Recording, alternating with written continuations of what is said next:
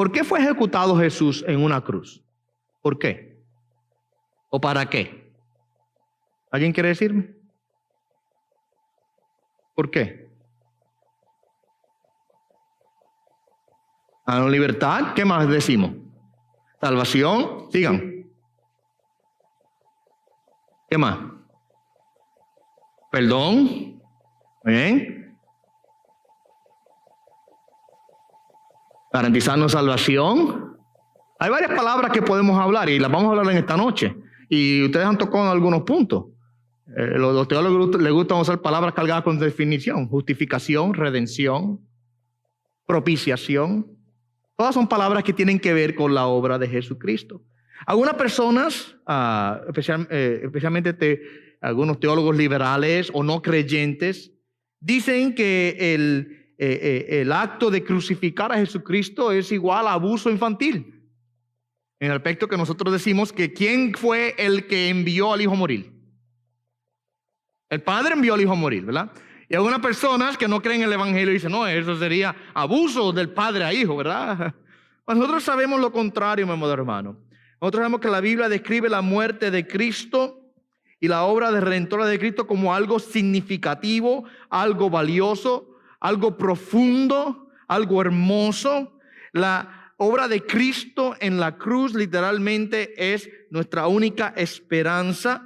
Y nosotros cuando la observamos, mis amados hermanos, es para nosotros algo realmente glorioso y hermoso. Yo recuerdo años atrás, ustedes saben que hay un himno titulado En el Monte Calvario. Ustedes lo saben, ¿verdad? Es uno de mis himnos preferidos. Me gusta mucho ese himno, El Monte Calvario.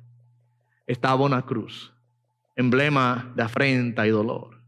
Oh, yo siempre amaré, dice el coro, yo siempre amaré esa cruz. Y en sus triunfos mi gloria será. Y algún día en vez de una cruz, mi corona Jesús me dará. Y yo recuerdo que en una ocasión hablaba con una persona que me decía que no le gustaba ese himno porque ¿qué cosa más fea nosotros cantar acerca del instrumento que se utilizó para matar a nuestro Señor. Es como él decía, es como si yo me matan un hijo con una pistola y después voy a estar cantando de la pistola. Decía él. Lamentablemente esa forma de expresarse nos deja saber a nosotros que no tenía entendimiento de lo valioso, lo hermoso que realmente es la cruz de Jesús y su obra allí. Nosotros las últimas semana pasada hemos hablado varias cosas. Hemos hablado acerca de la naturaleza divina. Bueno, en los últimos meses realmente, en los últimos meses hemos hablado de la naturaleza divina de Dios, hemos hablado de la gloria divina, hemos hablado del poder de la creación, hemos visto cómo Dios gobierna y dirige toda la historia con su mano soberana, hemos visto cómo Él se revela a la humanidad. Todos estos temas los hemos ido hablando las últimas, yo creo, 3 meses que comenzamos esta serie de estudios de teología sistemática. Hemos visto cómo Dios tiene misericordia de nosotros, envió a su Hijo. Hemos visto en las últimas 2 semanas, estuvimos viendo acerca de la persona de Jesucristo, estuvimos hablando de su naturaleza divina y estuvimos hablando de su naturaleza humana, cómo es que milagrosamente en la encarnación se unen para ser el Dios hombre. Y de Él es no 100% Dios y 100% hombre, esa es una mala forma de presentarlo. Él es totalmente Dios y totalmente hombre, o completamente Dios y completamente hombre. O sea que el 100% de tu naturaleza es la mezcla de lo divino y lo humano, ¿entienden? Yo no puedo, no podemos ser 200% de algo, Él es 100% hombre Dios. Hemos visto eso en las últimas semanas, hemos visto que Dios nos ha revelado ese plan, ¿verdad?, acerca de Jesucristo. Ahora, lo más importante de todo esto, hemos visto todas esas cosas acerca de él, pero lo más importante ahora, por así decirlo, el clímax de esto. La pregunta que tenemos que contestar es ¿para qué? Y esa es la pregunta que hice, ¿para qué? ¿Dios gobierna toda la creación? Claro que sí. ¿Dios tiene control de todas las cosas? Claro que sí. ¿Dios envió a su Hijo? Pues amén. Y todo lo que hemos discutido las últimas semanas. Pero ¿cuál es la razón, el propósito, el motivo de todas esas cosas? Y esto es lo más importante, porque si contestamos y vemos todas esas preguntas anteriores y examinamos todos esos temas anteriores, pero no llegamos a este tema específico, estamos literalmente a media. Porque si afirmamos que Dios hace todas esas cosas que hemos hablado. Él domina la creación, Él controla las cosas, Él hace todo eso. Pero no llegamos a contestar la pregunta, ¿para qué vino Jesús? ¿Por qué su obra en la cruz fue necesaria? Si no tenemos contestación a esa pregunta, de nada sirve lo demás. Nada sirve eso. ¿De qué vale que Dios tenga control de todas las cosas si no puede proveer para mi salvación? Pero lo que dice 1 Timoteo 1:15, que está ahí en su folleto. Cristo vino al mundo para salvar a los pecadores. Ahí está la contestación a la pregunta. ¿Por qué Él vino? ¿Para qué Él vino? Él vino para salvar a los pecadores. Estamos entrando desde hace 2 semanas atrás en el tema general de cristología. ¿Quién se acuerda de lo que yo le dije que era cristología? A ver, un valiente. Dime, Josué. ¿Tú dijiste o no? yo quisiste así, pensara que me estaba... Ok, pero déjame definir la palabra cristología y te doy la pregunta. ¿Alguien me quiere decir lo que cristología es? ¿No se acuerdan? Es sencillo. Cristología es el estudio acerca de Cristo. El estudio, siempre que usted vea la palabra logía, quiere decir un estudio de algo. Lo usamos en la iglesia para definir temas teológicos y lo usamos aún en los campos de la ciencia, como la biología, el estudio de la vida, tanto sea planta o animal. ¿Okay? Así, cuando decimos cristología, estamos hablando del estudio acerca de Cristo. ¿Okay? La semana pasada estuvimos viendo primeramente la persona de Cristo y ahora entramos en la otra parte de la cristología, que es la obra de Cristo. Por un lado es ¿quién es Él? La primera pregunta que hacemos, ¿quién es Él? Y la segunda pregunta que hacemos es, ¿qué hizo Él? ¿Quién es y qué hizo? Josué, dime, ¿qué me vas a preguntar?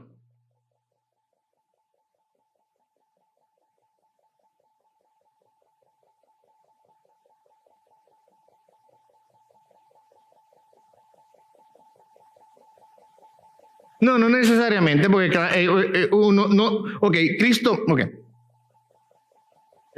A ver, tengo que a veces repetir la pregunta un poco porque estoy transmitiendo en vivo el estudio, ¿verdad? Y lo que tú dices no sale por acá, así que por el beneficio de los que ven. Claro, cuando dice que Cristo vino a salvar a los pecadores, sabemos que no todos los pecadores se salvan. Y sabemos por otros textos bíblicos que por la gracia divina Dios es el que determina la salvación. Y sabemos entonces que Él proveyó redención específicamente para aquellos que se salvarían. Y ahí inmediatamente entramos en lo que es la soberanía de Dios sobre la salvación. Cuando examinamos un texto como este, Cristo vino al mundo para salvar a los pecadores, no podemos sacarlo y examinarlo por sí solo. A decir, entonces, si Cristo vino al mundo a salvar a los pecadores, quiere decir que todos los pecadores se van a salvar. Y entonces, cuando examinamos que no todos los pecadores se salvan, tenemos que decir, pues entonces Cristo falló en la obra, ¿verdad?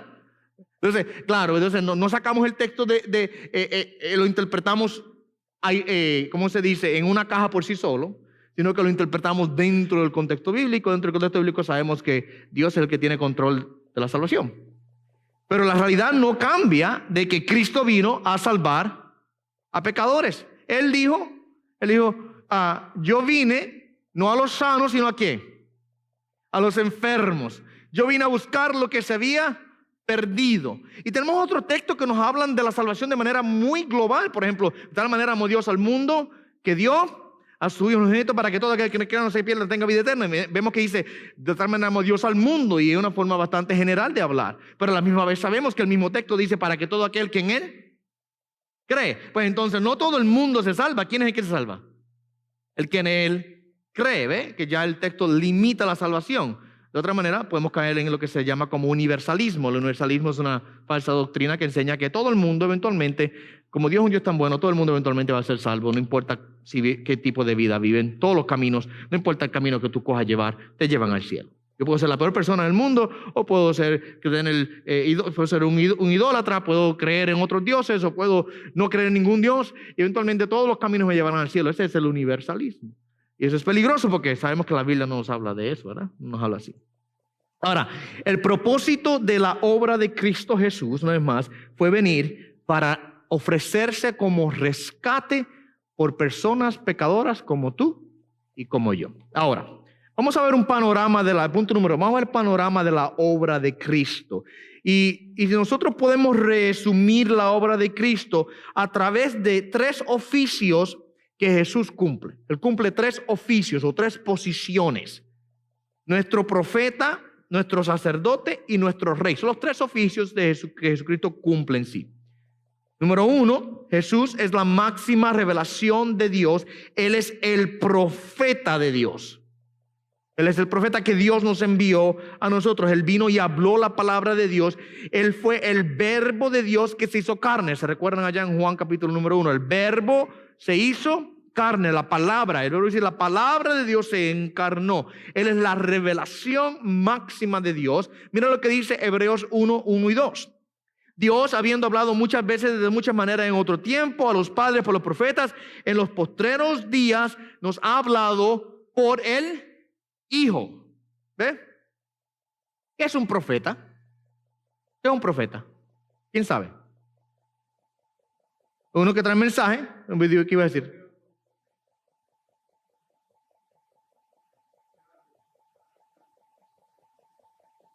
Ok, no necesariamente tiene que predecir.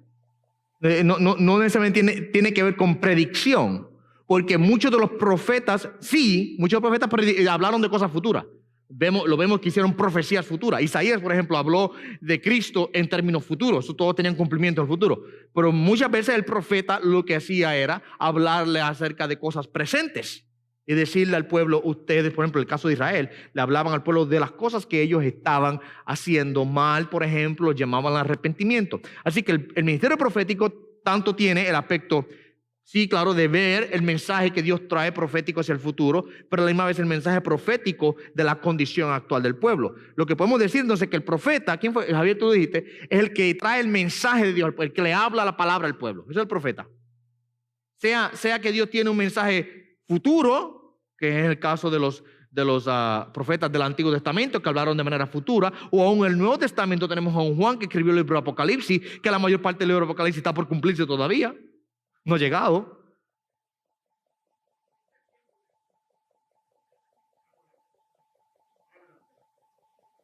Claro, exacto. La palabra profética, el mensaje de podemos decir que la función de un profeta está vigente en el sentido de que el profeta le habla a Dios, la palabra de Dios al pueblo. Por ejemplo, cuando yo les enseño a ustedes, como estoy haciendo en esta noche, de cierto modo yo estoy haciendo la función de un profeta. Estoy hablándole la palabra de Dios a ustedes. La diferencia aquí está la diferencia. Es que muchas personas reclaman ser profetas como lo fue Elías o Eliseo o Isaías o Jeremías, que ellos recibieron revelación de parte de Dios directa para darle al pueblo. En el caso hoy del Nuevo Testamento hubo una finalidad de ese ministerio, y lo que tenemos ahora es que tenemos predicadores, pastores, maestros que enseñamos la palabra escrita, ¿verdad? Ya está aquí. Y no hay necesidad de buscar nuevas revelaciones. Tenemos una revelación finita, una revelación final, ya completa, no necesitamos más. Cristo ahora es la revelación final de Dios al hombre. Por eso es que Hebreos dice, Dios le habló a los padres por los profetas en el pasado, pero en estos días nos ha hablado a través de ¿quién?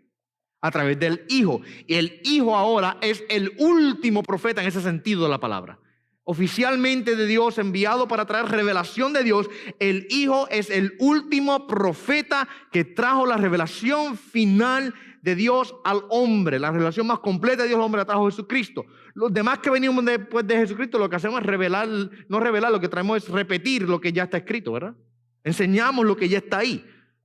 Cristo es la revelación. Y Él es nuestro perfecto profeta, nuestro completo profeta. Él, por así decirlo, reveló a Dios en una totalidad que ningún profeta antes de Él lo hizo. ¿Okay? Así que tenemos, una vez más, a Jesucristo como nuestro profeta. No en el sentido que no hay profeta de la actualidad en el sentido de Elías, Isaías, Jeremías, Eliseo, etcétera, etcétera. Cualquiera por ahí que se pinte de tal cosa, y lo hay, tenemos por ahí. Lo que hacen es están tomando una posición que no les pertenece a uno, y cuando usted les viene a ver, vamos a ver, estoy en la parte 12. Cuando tú les vienes a ver, ¿qué hacen ellos? Uno es manipular las emociones de la gente y a veces hasta hablar cosas que no tienen sentido. ¿Y dónde está el mensaje del Evangelio? No está el mensaje del Evangelio en la mayor parte de sus profetas. ¿Okay? Bueno, usted dígame. Exacto, el oficio de un profeta es de hablarle al pueblo la palabra, ¿verdad? Exacto. Por ejemplo, la palabra profecía, el profetizar, mira lo que quiere decir, es hablar delante, es lo que quiere decir. Es hablar delante, es lo que quiere decir la palabra profetizar. Entonces, en ese sentido, esa función de hablarle al pueblo sigue vigente porque Dios sigue usando maestros, Dios sigue usando pastores, Dios sigue usando predicadores, Dios sigue usando gente dentro de su pueblo que le enseña, le habla al pueblo la palabra de Dios. Entendemos eso. Pero el oficio profético revelatorio es la cosa diferente. Cuando digo revelatorio estoy queriendo decir que revelación directo a lo alto, que Dios trajo una revelación para el pueblo. Ese oficio ya terminó. Sí, podemos decir que los apóstoles hasta cierto punto cumplieron un propósito profético, porque tenemos a Juan, el apóstol Juan, él escribió un libro profético del Nuevo Testamento, revelatorio. Hasta cierto punto los apóstoles cumplieron una función profética en ese sentido, porque ellos escribieron el Nuevo Testamento y tenían revelación directa de parte de Dios. Pero después que Juan el Bautista sale de la escena y se cierra el canon de la Escritura, ya no tenemos revelación nueva. Ya Dios dio lo que nos iba a dar. Y se completó el canon, se cerró. Y entonces la función o el oficio profético como tal cesa ahí, aunque la función continúa en el sentido de que tenemos gente que siguen predicando y Dios sigue usando hombres para traer el mensaje al pueblo y hablarle la palabra de Dios al pueblo. Y en ese sentido seguimos, por así decirlo, profetizando en el sentido de que estamos enseñando la palabra, hablando la palabra al pueblo. Pero Cristo, ahora para regresar acá, Cristo es nuestro perfecto y completo profeta. Él es la revelación que Dios envió directamente. O sea, Dios mismo, miren esto. En el Antiguo Testamento, si usted ve los profetas del Antiguo Testamento, Dios escogió a un Elías, le dijo a Elías, ve y dile al pueblo esto. Escogió a un Isaías y le dijo a Isaías, ve y dile al pueblo esto. Y los profetas del Antiguo Testamento, por así decirlo, eran canales a través de quien Jesucristo traía, pero Dios traía el mensaje al pueblo. Pero en el caso de Jesús es diferente porque estamos hablando de Dios mismo. Dios mismo asume la posición para traer el mensaje al pueblo. Ya no es un canal que Dios está utilizando, un hombre como Elías, Isaías, Jeremías, etc. Es ahora Dios mismo tomando la posición y se convierte en nuestro profeta. Él es quien trae el mensaje completo de Dios a nosotros. Otra parte del ministerio de Jesucristo, de sus oficios, Él es nuestro sumo sacerdote. ¿Qué es un sacerdote? ¿A quién sabe? ¿Qué es un sacerdote? ¿Un representante de quién? ¿A quién representa el sacerdote? Al pueblo, ¿ok? Muy bien dicho. El sacerdote entonces es uno, mientras que el profeta es el que representa a Dios delante del pueblo. El sacerdote es el que representa al pueblo delante de Dios. ¿Ven la distinción? ¿Cómo que se complementan uno a otro? Entonces, Jesucristo es nuestro profeta porque vino de Dios a representar a Dios delante de nosotros, a traernos el mensaje de Dios, pero a la misma vez Él es nuestro sumo sacerdote porque Él es el que ahora representa a nosotros, al pueblo, delante de Dios y el que intercede delante de Dios a favor nuestro. Él es un sumo sacerdote perfecto que se compadece de como hablamos la semana pasada, se compadece de nuestras debilidades, porque Él fue tentado en todo pero sin pecado, y Él es el perfecto sumo sacerdote porque puede representarnos a nosotros de manera hermosa, perfecta y santa, porque Él no tiene pecado, pero a la misma vez comparte nuestra naturaleza, ¿ve? En el sentido de que se hizo hombre. Y Él es que es nuestro sumo sacerdote. Él es nuestro profeta porque viene de Dios a hablarnos. Es nuestro sumo sacerdote porque viene y nos lleva a Dios. Y la tercera cosa tercer oficio de Jesucristo que identifica su obra es que Él es el rey. Él es el gran rey que gobierna el universo completo con paz y justicia. Nosotros somos ciudadanos del reino de Dios. Nosotros somos súbditos de Él, que Él es nuestro Señor. Y aunque todavía no se ha cumplido la totalidad de su dominio eterno, de su reino eterno, sabemos muy bien que en el tiempo final se consumará totalmente esto. Y algún día, dice Apocalipsis 19, que Él vendrá y montado sobre un caballo blanco, habla de Él y dice que ese que venía del cielo se llama fiel y verdadero y dice que Él reinará. Y mira cómo lo describe, que Él tenía un nombre escrito en su muslo que es Rey de Reyes y Señor de Señores. Jesús establecerá su reino final y total. Mientras tanto, nosotros estamos aquí en la tierra, nosotros somos los súbditos del Rey. Él es nuestro Rey, nuestro Señor. Y somos creyentes porque le servimos al Rey de Reyes. Así que Él es nuestro profeta, que nos habla de Dios. Él es nuestro sumo sacerdote, que nos lleva a Dios. Y Él es nuestro Rey que gobierna sobre nuestras vidas. Ahora, otra forma de resumir, esa es una forma de resumir la obra de Cristo. Otra forma de resumir la obra de Cristo, y es lo que vamos a hacer en el resto de la clase, es considerar a Jesucristo en su humillación y en su exaltación. Vamos a considerar la humillación de Jesús y la exaltación de Jesús. Filipenses capítulo 2, versos 7 al 11 dice lo siguiente: Jesús dice que se despojó a sí mismo y tomó la forma de siervo, hecho semejante a los hombres, y estando en la condición de hombre se humilló a sí mismo, haciéndose obediente hasta la muerte y muerte de cruz. Y ahí tenemos su humillación. En su encarnación, su vida perfecta, eventualmente su muerte sacrificial, vemos que Él se humilló. Dice que Él se tomó la forma de siervo, se hizo semejante a los hombres y se humilló a sí mismo hasta la muerte y muerte de cruz. Luego vemos la exaltación. Pablo continúa hablando ahí en Filipenses 2, por lo cual Dios también lo exaltó hasta lo sumo y le dio un nombre sobre todo nombre. Esa es la exaltación de Jesús, ¿ve? Podemos entonces ver la obra de Cristo en dos partes: su humillación en su encarnación y eventualmente su muerte, y su exaltación que viene en su resurrección, ascensión y glorificación. Vamos a ver esas dos cosas en esta noche. Vamos a ver la humillación primeramente. Y para comenzar, vamos a ver la humillación en la encarnación de Jesucristo. Esto lo vimos en la semana pasada de manera bastante detallada, así que no voy a pasar mucho tiempo hablando de esto. Pero ¿por qué es que el Hijo tomó la forma humana? ¿Quién se recuerda lo que hablamos la semana pasada? ¿Por qué es que Jesús se hizo hombre? ¿Por qué tenía que hacerse hombre? ¿Quién se acuerda? Tiene que haber alguien que se acuerde. Dime, Andrés.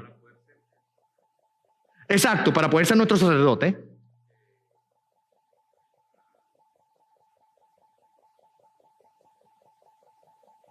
Exacto, que él se familiariza con nosotros.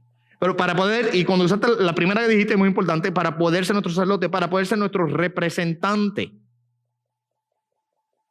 para poderlo representar. Él no podría representarnos a nosotros si no hubiese sido uno como nosotros, para poder tomar nuestro lugar. Y vamos a hablar ya mismo en lo que es el aspecto sustitutivo, vicario de la obra de Cristo. Él tomó nuestro lugar, ¿verdad? Para tomar nuestro lugar era necesario que Él fuese uno como nosotros. De otra manera no nos podría representar de manera apropiada. Así que en la encarnación, Él ahora toma nuestro lugar, y la razón por la cual era necesario, una vez más, no voy a pasar mucho tiempo aquí, pero era necesario que Él se hiciese hombre, es porque Él tenía que ser uno como Adán para ser ahora el segundo Adán. ¿Se recuerdan de esto? En el primer Adán, ¿qué pasó con el primer Adán? Todos fueron malditos, todos murieron. El primer Adán dice que todos mueren. En el primer Adán todos caímos. El primer Adán fue tentado y pecó. El segundo Adán, ahora, Jesucristo, en él recibimos vida. El segundo Adán fue tentado y venció. Por eso es que la Biblia dice que él fue tentado en todo, pero sin pecado. El primer Adán recibió la tentación y no la pudo soportar, cayó en pecado. El segundo Adán recibe la misma tentación, pero vence. Y ahora, para él poder ser el segundo Adán, para poder ser nuestro representante de esa manera, era necesario que se encarnara. Ningún ángel podía hacer eso. Por naturaleza no podía. Ni ningún hombre podía. ¿Ok? Ningún hombre podía hacerlo. Porque nosotros no tenemos la capacidad de cargar. Yo podría morir en una cruz por mis pecados. Yo no podría morir por los tuyos. ¿Entienden? Yo no podría cargar el peso de la penalidad de todos los pecados de todas las personas. Es imposible para un hombre poder hacer tal cosa. Y por eso es que tenía que ser el Hijo de Dios que viniese a tomar la posición de el segundo Adán o nuestro representante. ¿Ok? Ahora, Jesucristo no solo asume, y el próximo punto lo acabo de implícitamente decirlo, ¿verdad? Pero Jesucristo no solamente asume una humanidad como la nuestra, Él vive una vida perfecta y sin pecado. Él fue obediente a Dios totalmente. Esto se le llama la obediencia activa de Dios. El primer Adán desobedeció, pero Jesús, el nuevo Adán, obedeció por completo al Padre. El primer Adán quebrantó la ley de Dios, el segundo Adán la la cumple totalmente. La obediencia activa de Jesucristo es lo que se le conoce a eso. O sea que Él total y perfectamente guardó los mandatos divinos, nunca rompió una ley, sino que obedeció al Padre en todo. ¿Okay? Esto es muy importante para nosotros. ¿Por qué? Porque cuando nosotros caemos, porque cuando nosotros pecamos, porque de seguro vamos a tener ocasiones en las cuales caeremos y tendremos que arrepentir, eso es de seguro. Jesucristo no es ahora como el coach.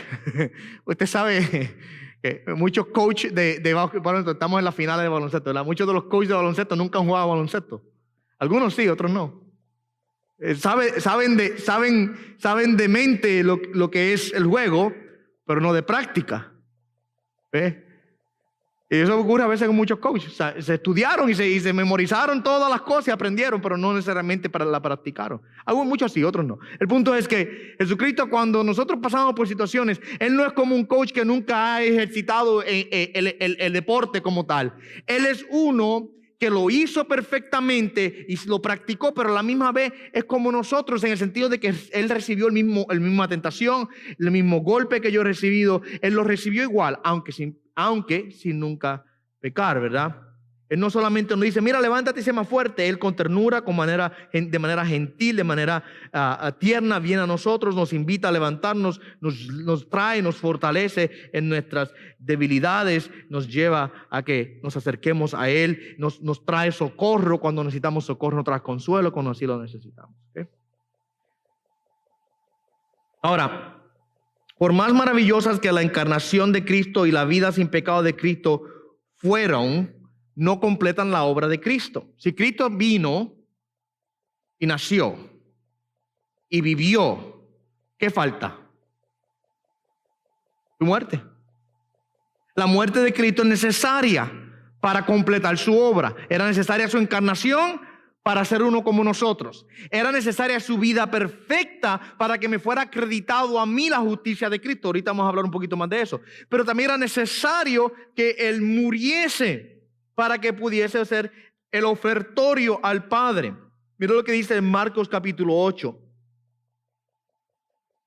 Jesucristo le habla a los discípulos, le dice lo siguiente: era necesario al Hijo del Hombre padecer mucho y ser desechado por los ancianos, por los principales sacerdotes y por los escribas, y ser muerto y resucitar después de 3 días. Dice Jesús, es necesario que Cristo pasase por la condición que pasó, por la situación, ¿verdad? El sacrificio que Él pasó de la cruz. Y esto es lo que llamamos a la obediencia pasiva de Jesús. Cuando hablamos de la obediencia activa de Jesús, estamos hablando de que Él en su vida guardó toda la ley de Dios. Cuando hablamos de obediencia pasiva de Jesús, estamos hablando de que Él se sometió al Padre y permitió que lo llevasen como un cordero que va camino al matadero, ¿verdad?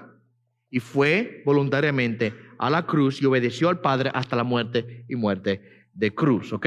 Ahora, vamos a preguntarnos la siguiente pregunta. ¿Qué logró la muerte de Jesús? ¿Qué logró? ¿Qué alcanzó? ¿Qué hizo? Número 1. Están ahí el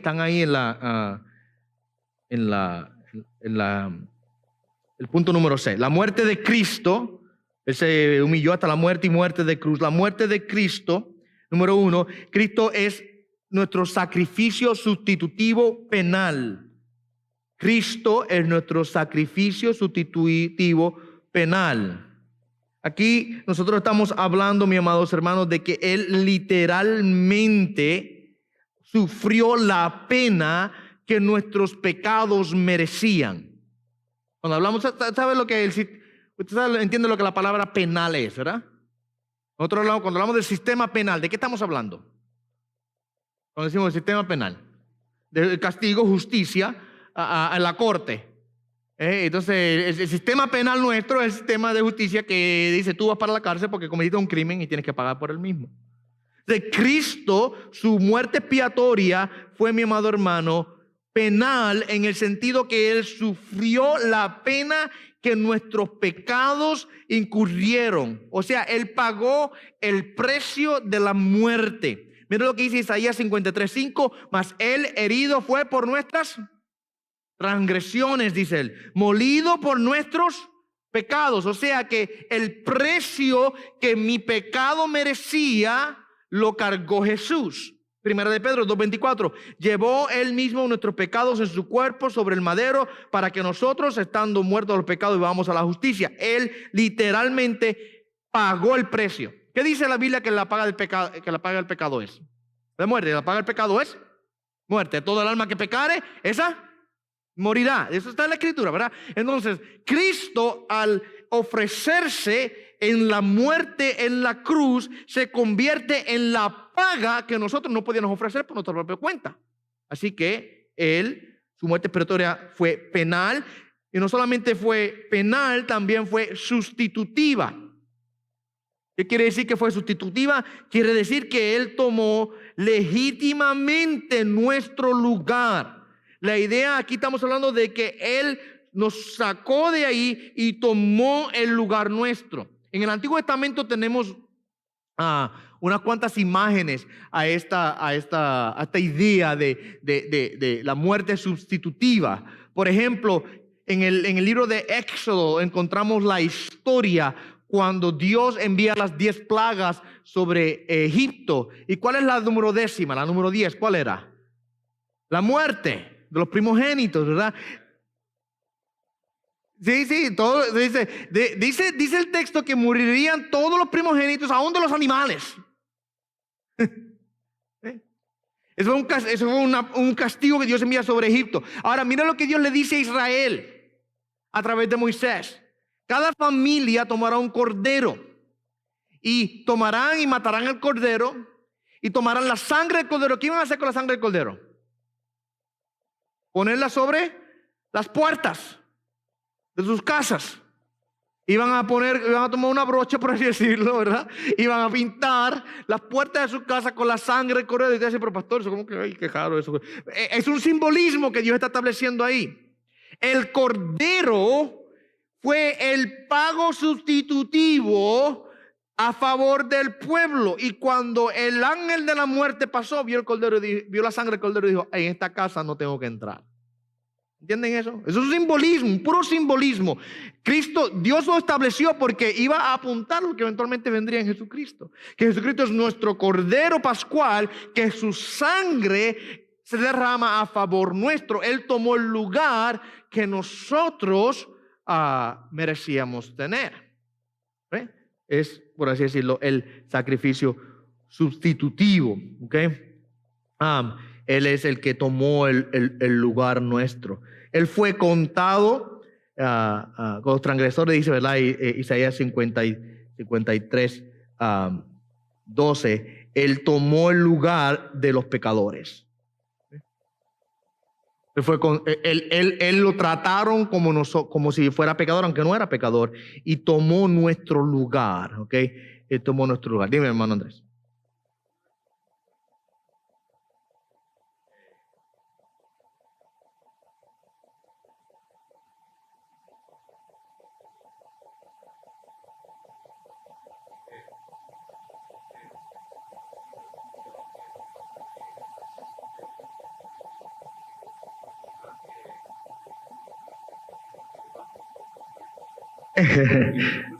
Ya. Ellos no veían, he tenido oportunidad de hablar con un judío referente al evangelio, pero nunca logramos entrar en ese aspecto de la muerte del Mesías. Los judíos, por ejemplo, cuando leen Isaías 53, ellos dicen que Isaías 53 es Israel el que está ahí pintado. Es una alegoría de Israel, los sufrimientos que Israel ha tenido. Pero Es una forma de evitar, es una forma de desviarse y evitar el significado genuino, porque habla del siervo del Señor, y cuando nosotros leemos el contexto total de Isaías, entendemos que Israel no es ese siervo del Señor que Isaías 53 habla.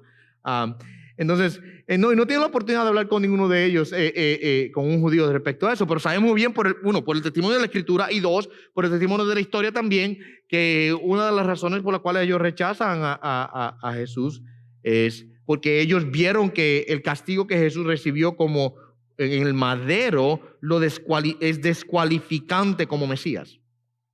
O sea, que nosotros vemos la cruz de Cristo como el pago por nuestro pecado, ¿verdad que sí? Y lo vemos que es la cualificación suprema del Mesías, porque el Mesías vino a morir por el pueblo, pero los judíos ven la cruz como descualificativo.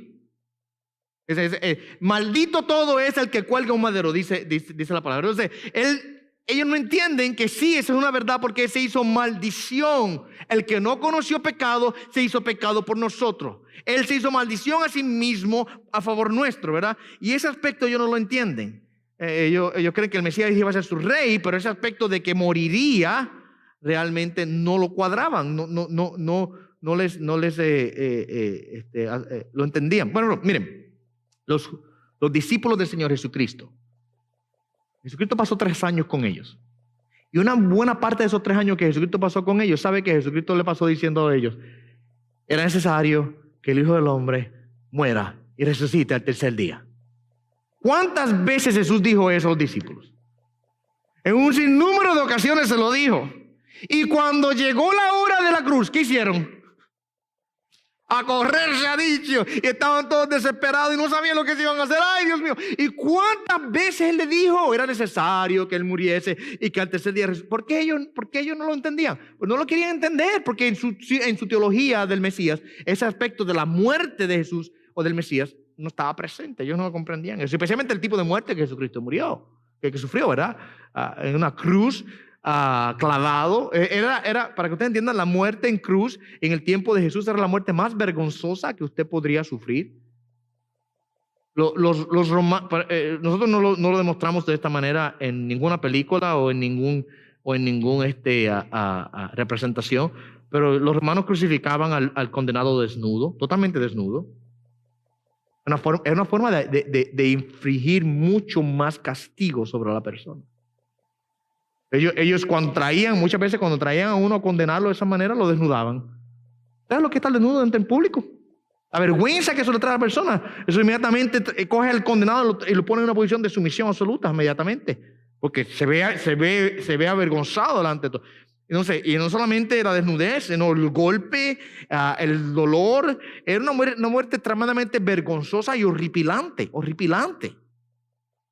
¿Verdad? Que te claven por las manos y por los pies a un pedazo de madera y te cuelguen clavado ahí. Y los hermanos lo hacían como una forma de infligir temor durante el pueblo.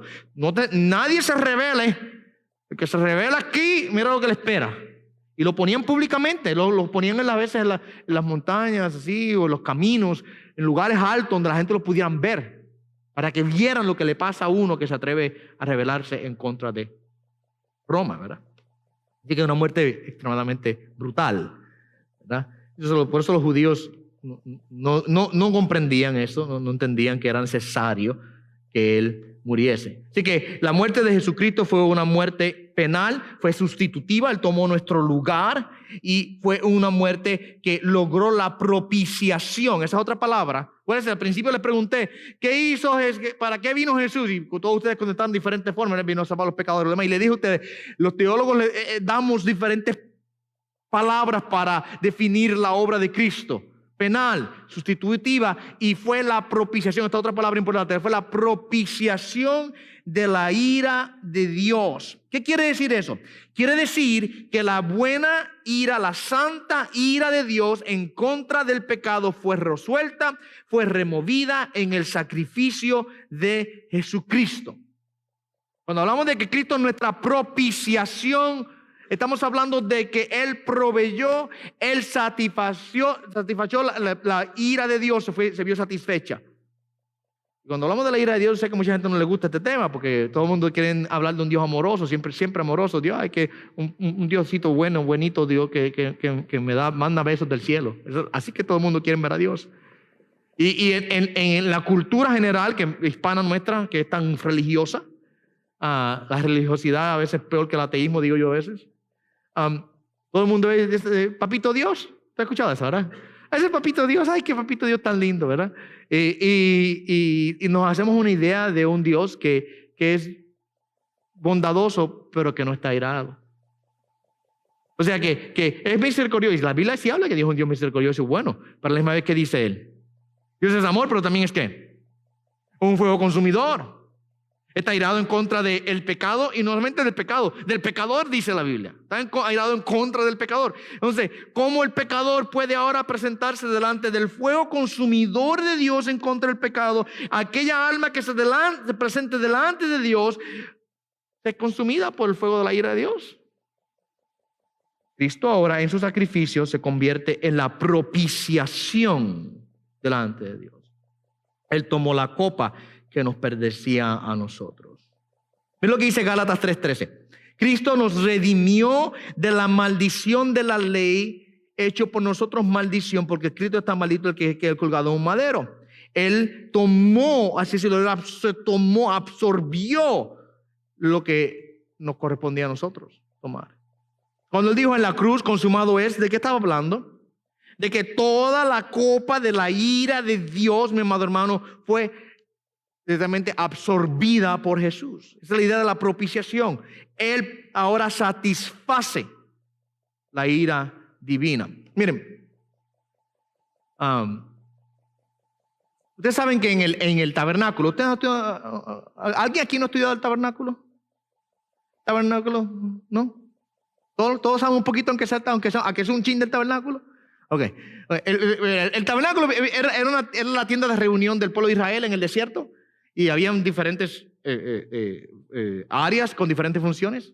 En la primera área, cuando entraba el atrio, que es la puerta de entrada, lo primero que usted veía era un altar de bronce en donde estaba un fuego constantemente ardiendo. Y dice la Escritura, Dios le habló a Moisés, dice que el fuego de ese altar tenía que siempre estar ardiendo, nunca había apagarse. Y en ese altar de bronce, que estaba el fuego siempre ardiendo, era donde los israelitas traían ofrendas de manera constante y diaria para quemar en el altar de bronce. Muchos creyentes hoy día malinterpretan la imagen y hasta hay gente que cantan de eso. Había un corito que yo recuerdo hace muchos años atrás, cuando yo estaba más ignorante, cantaba. Y dice que ese fuego en el altar tiene que mantenerse ardiendo porque se veía como si el fuego fuese la bendición de Dios. Fuego, fuego, fuego. La bendición de Dios allí, no. La representación del altar de bronce y del fuego en el altar de bronce y de la ofrenda que era traída para ser quemada en el altar de bronce es la ira de Dios ardiendo y la ofrenda siendo traída para quemarse por la ira de Dios. Esa es la representación que está ahí. No era bendición, lo que había allí. ¿Qué había? Se consumía. La ofrenda era consumida por la ira.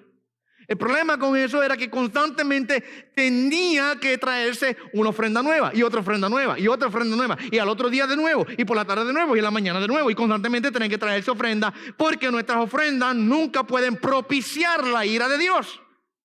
Mas, sin embargo, Dios se ofrece a sí mismo una ofrenda perfecta que fue quemada en el altar de la ira de Dios. Y en vez de ahora la ofrenda ser consumida por la ira, la ofrenda absorbe la ira y la paga completa y provee para ella. Y aplaca la ira de Dios. Y ahora, por eso es que le podemos decir, como dice el apóstol Pablo en Romanos 8, que no hay condenación para los que están en Cristo Jesús. Porque la ira de Dios que estábamos supuestos nosotros recibir fue literalmente absorbida por Él en aquel lugar. ¿Okay? Él proveyó para nosotros lo que nosotros no podíamos proveer. La otra palabra que debemos aprender es la palabra expiación. Expiación. ¿Qué significa expiación? Significa que su muerte cubre completamente la culpa de nuestro pecado. Ya no somos culpables delante de Dios, sino que ahora somos declarados inocentes. Cuando decimos expiación, estamos hablando. Algunas de estas palabras a veces como que se entrelazan un poco una y otra, pero miran a un aspecto diferente de la obra de Jesús. La propiciación es Él supliendo, Él proveyendo, Él aplacando la ira de Dios. La expiación, Él es ahora librándonos de nuestra culpa. Literalmente ya no somos culpables delante de Dios. Nuestra culpa es quitada. Juan 1:29 allí dice, he aquí, este es Juan el Bautista hablando, he aquí el Cordero de Dios que quita el pecado del mundo. Quita el pecado del mundo. Mire, en el pueblo de Israel había otro rito que se practicaba. Y a mí me encanta a veces estudiar estos ritos, no porque tengan validez hoy día, porque ya Cristo los cumplió todos ellos, ¿verdad? Ya no hay rito que se pueda hacer, ya Cristo es el cumplimiento de todos ellos. Pero es bueno a veces estudiarlo para entender cómo es que Dios usó estos simbolismos en el Antiguo Testamento. Y había otro rito que se hacía, en donde el sumo sacerdote había un cordero que usted sabe muy bien que era matado y su sangre era derramado sobre la tapa se llama el propiciatorio o la tapa del arca, en donde se derramaba la sangre para cubrir el pecado del pueblo. Era el simbolismo, ¿verdad? Pero había otro cordero, también igual, con las mismas cualificaciones, que no era matado. Mira lo que se le hacía a este cordero. El sacerdote venía y ponía las manos sobre el cordero, literalmente, en una acción simbólica de transferir el pecado del pueblo. ¿Cuál es? Que el sacerdote es ¿quién? ¿El representante de quién? Del pueblo. El sacerdote es el que representa al pueblo. Así que el sacerdote venía y ponía las manos sobre el cordero en un acto simbólico de ahora transferir el pecado del pueblo al cordero, y cogía el cordero y se traía a las afueras del campamento y era echado a que se fuera a huir fuera del campo. Por los lugares campestres, fuera del campo del pueblo. Se dejaba ir, se soltaba el cordero. ¿Okay? El simbolismo ahí que el cordero, mira esto, el simbolismo era que el cordero, ¿qué hacía con los pecados del pueblo? Si el sacerdote transfirió los pecados al cordero, simbólicamente hablando, ¿verdad? Se los transfirió al cordero y el cordero es echado fuera, ¿qué hizo el cordero con los pecados? Se los llevó. Se los llevó, los quitó. Y eso es cuando Juan el Bautista, en el capítulo 1 del Evangelio de Juan, que no es el mismo Juan, saben eso, ¿verdad? Juan el Bautista y Juan el que escribe el Evangelio, son dos diferentes Juanes. Es que Juan es un nombre muy común en ese tiempo. Juan el Bautista, cuando ve a Jesucristo, lo declara y dice, he aquí el Cordero de Dios, que hace, que dice, que quita el pecado, quita el pecado del mundo. Y una vez más tenemos que entenderlo dentro del contexto, porque el cordero era ofrecido como para quitar el pecado ¿de quién? Del pueblo. Exacto. El sacerdote ponía el pecado sobre el cordero y era el que se llevaba el pecado. Ahora, cuando Juan dice eso, lo que está queriendo decir es Jesucristo es el Cordero de Dios que toma el pecado del pueblo de Dios y ¿qué hace con él?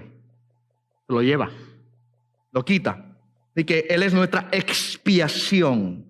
Él es el que ahora quita y nuestras ofensas son perdonadas. Nuestra acta de los decretos que estaban en contra nuestra, dice Pablo en Colosenses 2:14, fue tomada y fue clavada en la cruz y fue completamente pagada. ¿Ok? Y Andrés.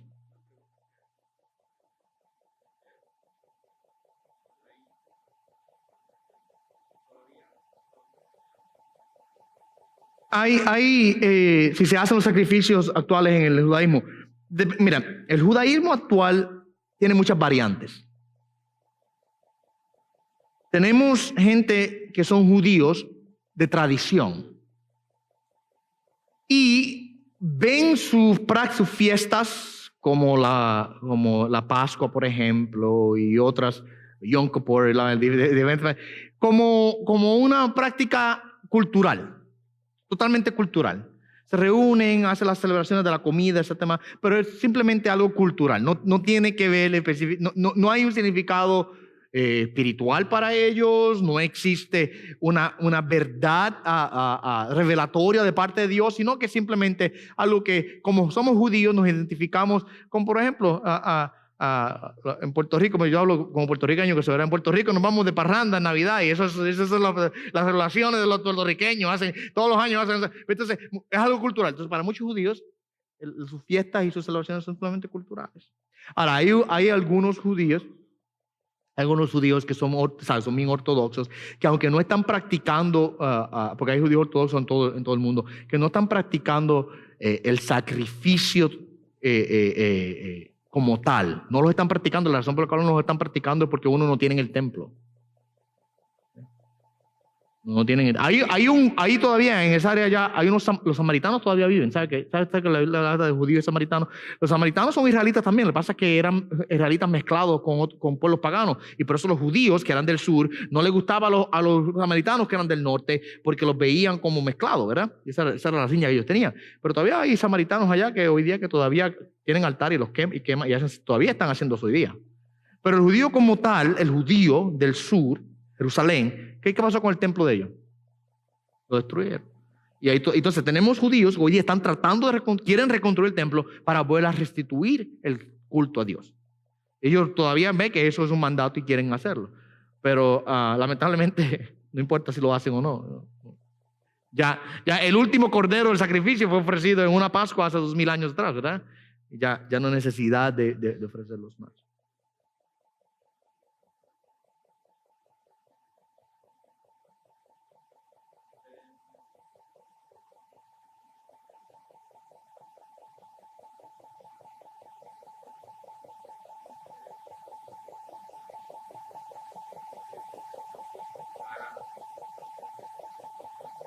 Uh-huh.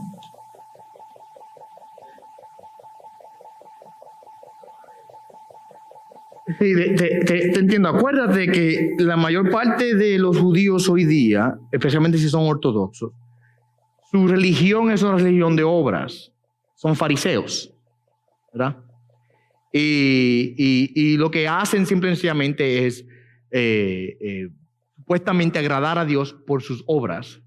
Y quizás no están practicando sacrificios como tal, pero mucha de su religiosidad es simplemente tradición. Aún ortodoxos hablando, a un judío ortodoxo, su religiosidad es simplemente una de tradición. Jesucristo le dijo a los mismos fariseos: vosotros por vuestras tradiciones invalidan la palabra de Dios. Entonces, aunque entiendan que necesitan los sacrificios o no, quizás la mayor parte de ellos no entienden ni por qué se necesitan los sacrificios. ¿Para qué? ¿Cuál es el propósito? ¿Y a qué apuntan? Nada de esas cosas ellos quizás lo entienden. Bueno, para ir cerrando ya en esta noche, que me quedan ya solamente 5 minutos. Expiación, la próxima, voy a hablar de esta y voy a terminar aquí, porque ya el tiempo se me acabó. Voy a dejar justificación, redentor, reconciliación, vencedor para la próxima ocasión, ¿ok? Pero vamos a ver ahí el punto de purificación y santificación posicional. La muerte de Cristo también produjo nuestra purificación, o lo que muchos teólogos llaman la santificación posicional, lo que significa que hemos sido limpiados y apartados como aceptable para Dios. Antes estábamos manchados por el pecado, pero ahora sí hemos sido lavados del pecado.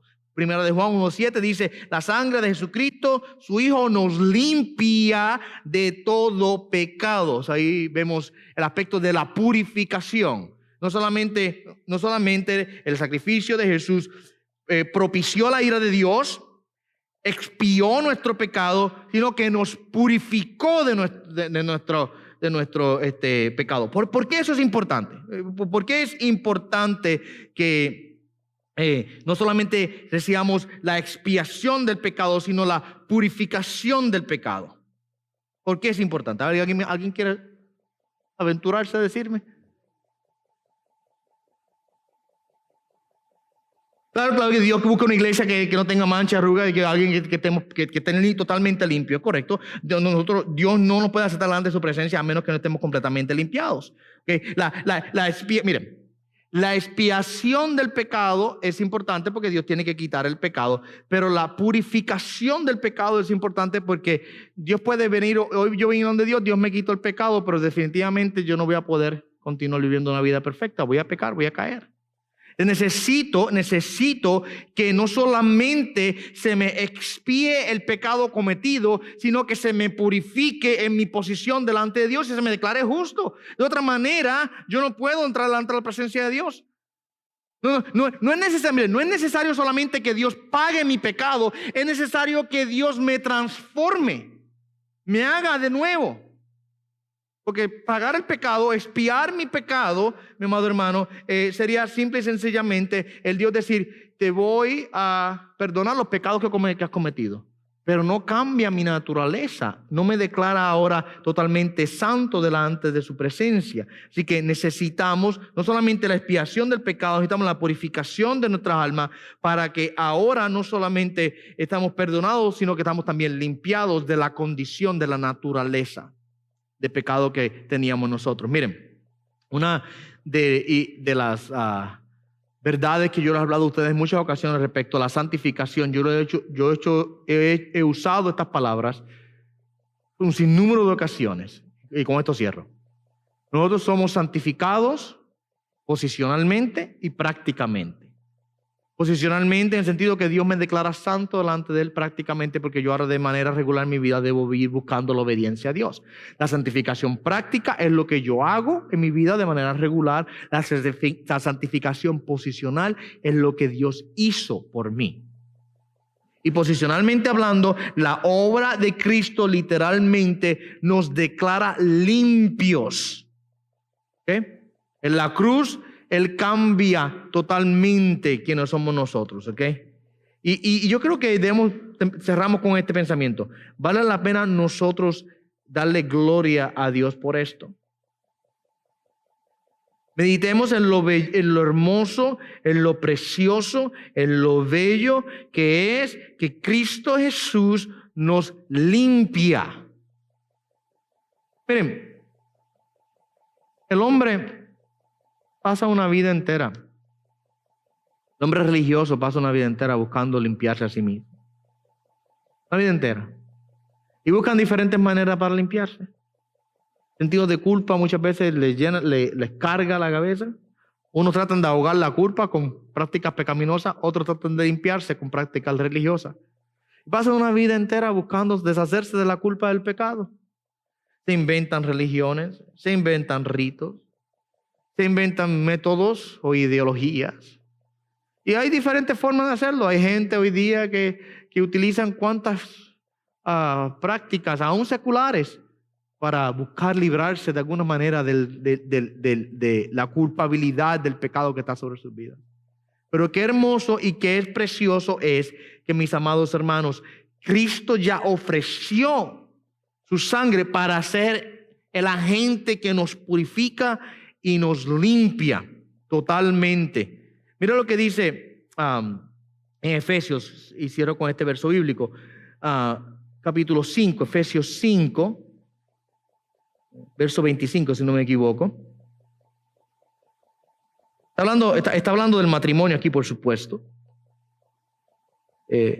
Y Pablo utiliza la relación entre Cristo y la iglesia para poder explicar la relación entre el marido y la esposa, ¿verdad? Y cuando habla de los maridos, le dice: a maridos, amad a vuestras mujeres, así como Cristo amó a la iglesia. Mira lo que dice: y se dio a sí mismo por ella para santificarla, habiéndola purificado por el lavamiento del agua con la palabra, para presentársela a sí mismo una iglesia en toda su gloria, sin que tenga mancha ni arruga ni cosas semejantes, sino que fuera santa e inmaculada. Cristo se ofrece, Él se entrega a sí mismo para tomarla a la iglesia y santificarla, purificarla, lavarla y poder presentársela a sí mismo como una iglesia santa y sin mancha. ¿Okay? Entonces, escuchen esto. Eso que dice ahí, no es nada que nosotros hacemos. Eso no lo hacemos nosotros. Y dice: viene a buscar una iglesia en toda su gloria, sin que tenga mancha, ni arruga, ni cosas semejantes, sino que fuera santa, inmaculada. Eso no lo hacemos nosotros, eso no lo haces tú ni lo hago yo. Eso lo hizo Cristo. Cristo se entregó a sí mismo, Él pagó el precio para purificar a su iglesia y lavarla y presentársela a sí mismo. Mira cómo dice: presentársela a sí mismo como una iglesia pura y sin mancha y sin arruga y santa e inmaculada. Él hizo eso. Y esa es la santificación posicional. Él lo hizo, no yo.